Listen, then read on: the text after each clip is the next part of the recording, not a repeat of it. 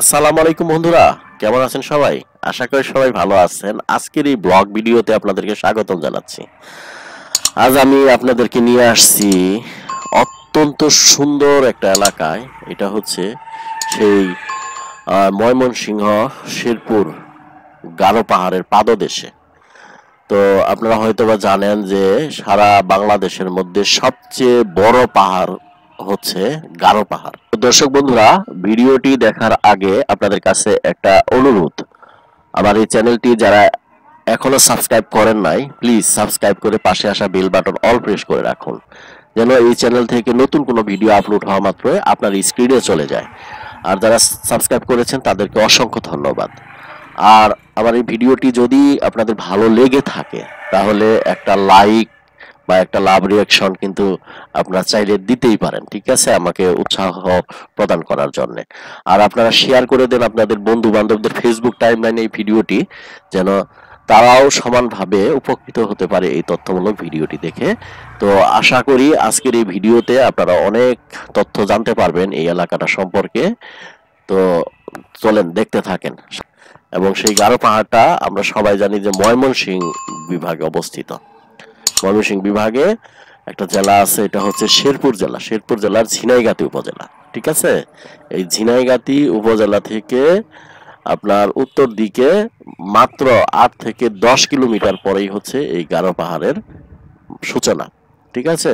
তো এই গারো পাহাড়ে আপনার দুইটা ভালো স্পট আছে। তো একটা স্পটের নাম হচ্ছে আপনার গজনী অবকাশ, আর একটা স্পট হচ্ছে রাবার বাগান। তো আমি আপনাদেরকে যে রাস্তাটা দেখাচ্ছি এটা হচ্ছে ঝিনাইগাতির সেই প্রশাসনিক এলাকা, উপজেলা, ঠিক আছে। তো উপজেলা মোড়, এই উপজেলা মোড় থেকেই আপনার সামনের দিকে যে একটা স্ট্রেট একটা রাস্তা চলে গেছে, একদম সোজা, দেখেন, মানে কোনো যানজট নেই, ছায়া সুনিবিড়, বৃক্ষ রাজির মাঝখান দিয়ে একটা রাস্তা চলে গেছে। এই রাস্তা দিয়ে আপনার 8 থেকে 10 কিলোমিটার অতিবাহিত হলেই কিন্তু সেই আমাদের কাঙ্ক্ষিত গারো পাহাড়। তো এই গারো পাহাড় যাওয়ার আগে আরেকটা স্টেশন পড়ে, এটা হচ্ছে আপনার রাংটিয়া। রাংটিয়া নামের একটা জায়গা। তো আমরা শুনতেছি যে এই রাংটিয়াতে একটা স্থল বন্দর হওয়া সম্ভব, ঠিক আছে। তো স্থল বন্দর কেন হওয়া সম্ভব, যে এই স্থল বন্দর থেকে আপনার রাংটিয়া থেকে মাত্র 4-5 কিলোমিটার পরেই কিন্তু ইন্ডিয়ার সেই সীমান্ত, বর্ডার এরিয়া, ঠিক আছে। এবং এদিক দিয়ে কিন্তু আপনার কাঁটা তারের বেড়া দেওয়া আছে, এবং ওখান থেকে কিন্তু ওই ইন্ডিয়ার কিন্তু রাস্তা দেখা যায়। এখানে ওয়াচ টাওয়ার আছে গজনী অবকাশে, যদি আপনারা যেয়ে থাকেন ওখান থেকে আপনারা ওয়াচ টাওয়ার দেখতে পাবেন। ওয়াচ টাওয়ারে উঠলে কিন্তু আপনার ইন্ডিয়ার কিন্তু রাস্তাটা দেখা যায়। তো ওখান থেকে যেহেতু ওদের রাস্তা, ওদের চলমান গাড়ি দেখা যায়, তো এখান থেকে যদি একটা কানেকশন করে দেওয়া যায় একটা স্থল বন্দরের মাধ্যমে, তাহলে কিন্তু আপনার এই যে উত্তরের যে জেলাগুলি আছে, যে ময়মনসিংহ, নেত্রকোনা, কিশোরগঞ্জ, শেরপুর, জামালপুর, তো এই জেলার মানুষগুলি কিন্তু অনেক বেশি উপকৃত হবে। আর ময়মনসিংহের পাশেই কিন্তু গাজীপুর, গাজীপুরের পাশে হচ্ছে ঢাকা, ঠিক আছে। তো গুরুত্বপূর্ণ কিন্তু একটা স্থল বন্দর কিন্তু এখানে হতে পারে। আর আমরা শুনতেছি যে এই এলাকায় একটা রেল লাইন হওয়ার একটা প্রস্তাবনা আছে। তো এই প্রস্তাবনাটা আমরা শুধু শুনেই আসতেছি, শুনতে শুনতে কিন্তু আমরা মানে এই পর্যন্ত আসছি যে এখানে প্রস্তাবিত রেল লাইন। এবং সেই গারো পাহাড়টা আমরা সবাই জানি যে ময়মনসিংহ বিভাগে অবস্থিত। ময়মনসিংহ বিভাগে একটা জেলা আছে, এটা হচ্ছে শেরপুর জেলা। শেরপুর জেলার ঝিনাইগাতি উপজেলা, ঠিক আছে। এই ঝিনাইগাতি উপজেলা থেকে আপনার উত্তর দিকে মাত্র 8 থেকে 10 কিলোমিটার পরেই হচ্ছে এই গারো পাহাড়ের সূচনা, ঠিক আছে। তো এই গারো পাহাড়ে আপনার দুইটা ভালো স্পট আছে। তো একটা স্পটের নাম হচ্ছে আপনার গজনী অবকাশ, আর একটা স্পট হচ্ছে রাবার বাগান। তো আমি আপনাদেরকে যে রাস্তাটা দেখাচ্ছি এটা হচ্ছে ঝিনাইগাতির সেই প্রশাসনিক এলাকা, উপজেলা, ঠিক আছে। তো উপজেলা মোড়, এই উপজেলা মোড় থেকেই আপনার সামনের দিকে যে একটা স্ট্রেট একটা রাস্তা চলে গেছে, একদম সোজা, দেখেন, মানে কোনো যানজট নেই, ছায়া সুনিবিড় বৃক্ষ রাজির মাঝখান দিয়ে একটা রাস্তা চলে গেছে। এই রাস্তা দিয়ে আপনার 8 থেকে 10 কিলোমিটার অতিবাহিত হলেই কিন্তু সেই আমাদের কাঙ্ক্ষিত গারো পাহাড়। তো এই গারো পাহাড় যাওয়ার আগে আরেকটা স্টেশন পড়ে, এটা হচ্ছে আপনার রাংটিয়া, রাংটিয়া নামের একটা জায়গা। তো আমরা শুনতেছি যে এই রাংটিয়াতে একটা স্থল বন্দর হওয়া সম্ভব।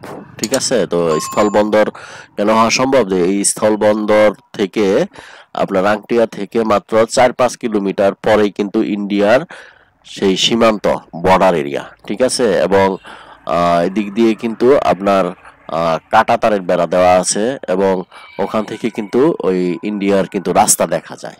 এখানে ওয়াচ টাওয়ার আছে, গজনি অবকাশে যদি আপনারা যেয়ে থাকেন ওখান থেকে আপনারা ওয়াচ টাওয়ার দেখতে পাবেন। ওয়াচ টাওয়ারে উঠলে কিন্তু আপনার ইন্ডিয়ার কিন্তু রাস্তাটা দেখা যায়। তো ওখান থেকে যেহেতু ওদের রাস্তা, ওদের চলমান গাড়ি দেখা যায়, তো এখান থেকে যদি একটা কানেকশন করে দেওয়া যায় যে একটা স্থল বন্দরের মাধ্যমে, তাহলে কিন্তু আপনার এই যে উত্তরের যে জেলাগুলি আছে, যে ময়মনসিংহ, নেত্রকোনা, কিশোরগঞ্জ, শেরপুর, জামালপুর, তো এই জেলার মানুষগুলি কিন্তু অনেক বেশি উপকৃত হবে। আর ময়মনসিংহের পাশে কিন্তু গাজীপুর, গাজীপুরের পাশে হচ্ছে ঢাকা। ঠিক আছে, তো গুরুত্বপূর্ণ কিন্তু একটা স্থল বন্দর কিন্তু এখানে হতে পারে। আর আমরা শুনতেছি যে এই এলাকায় একটা রেল লাইন হওয়ার একটা প্রস্তাবনা আছে। তো এই প্রস্তাবনাটা আমরা শুধু শুনেই আসতেছি, শুনতে শুনতে কিন্তু আমরা মানে এই পর্যন্ত আসছি যে এখানে প্রস্তাবিত রেল লাইন। এবং সেই গারো পাহাড়টা আমরা সবাই জানি যে ময়মনসিংহ বিভাগে অবস্থিত। ময়মনসিংহ বিভাগে একটা জেলা আছে, এটা হচ্ছে শেরপুর জেলা, শেরপুর জেলার ঝিনাইগাতি উপজেলা। ঠিক আছে, এই ঝিনাইগাতি উপজেলা থেকে আপনার উত্তর দিকে মাত্র 8 থেকে 10 কিলোমিটার পরেই হচ্ছে এই গারো পাহাড়ের সূচনা। ঠিক আছে, তো এই গারো পাহাড়ে আপনার দুইটা ভালো স্পট আছে। তো একটা স্পটের নাম হচ্ছে আপনার গজনি অবকাশ, আর একটা স্পট হচ্ছে রাবার বাগান। তো আমি আপনাদেরকে যে রাস্তাটা দেখাচ্ছি এটা হচ্ছে ঝিনাইগাতির সেই প্রশাসনিক এলাকা, উপজেলা। ঠিক আছে, তো উপজেলা মোড়, এই উপজেলা মোড় থেকেই আপনার সামনের দিকে যে একটা স্ট্রেট একটা রাস্তা চলে গেছে, একদম সোজা, দেখেন মানে কোনো যানজট নেই, ছায়া সুনিবিড় বৃক্ষ রাজির মাঝখান দিয়ে একটা রাস্তা চলে গেছে। তো দর্শক বন্ধু, এই ছিল আমার আজকের ভিডিও। পরবর্তীতে এই ধরনেরই আরো একটি ইনফরমেটিভ ভিডিও নিয়ে আপনার সামনে আমি হাজির হয়ে যাচ্ছি। ততক্ষণ পর্যন্ত আপনারা সবাই সুস্থ থাকেন, ভালো থাকেন, আমার জন্য দোয়া করেন, আপনাদের জন্য আমি দোয়া করি।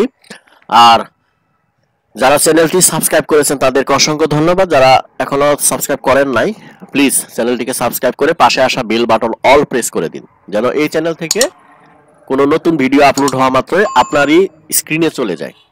আর ভিডিওটি ভালো লাগলে লাইক করেন, কমেন্ট করেন, শেয়ার করে দেন আপনাদের বন্ধু বান্ধবদের ফেসবুক টাইমলাইনে, তারাও যেন এই ভিডিওটি দেখে সমানভাবে উপকৃত হতে পারে।